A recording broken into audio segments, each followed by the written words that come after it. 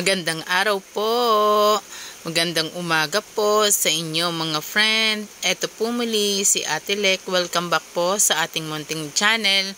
Ito po ay meron po tayong 3 pirasong glutamate sa ating munting tasa at buhusan po natin ng mainit na tubig. Ito po ay gagawin po nating tsaa.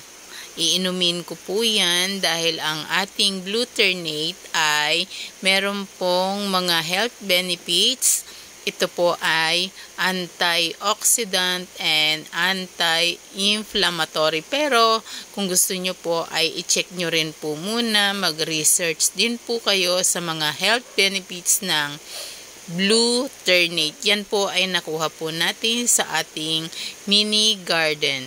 Hello! And shout out to Easy and Delicious with Euprasia. And shout out also to Jen Frago. Halu-haluin po natin ng bahagya ang ating glutamate sa ating mainit na tubig at upang lumabas ang kanyang kulay. Shout out din po sa kay DJ M Mix Vlog.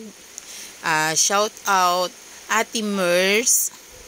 And shout out to Kusina con Mary. At lagyan po natin ng kunting asukal ayon po sa inyong panlasa. At ayan po, haluin po natin hanggang sa matunaw po ang ating asukal na inilagay po. Shout out po sa kay Uwis Sabar. At ayan po, haluin po natin ng mabuti upang magmix po ang lasa ng asukal at glutamate sa ating tasa. At yan po, at ready na upang ating inumin bilang tsaa.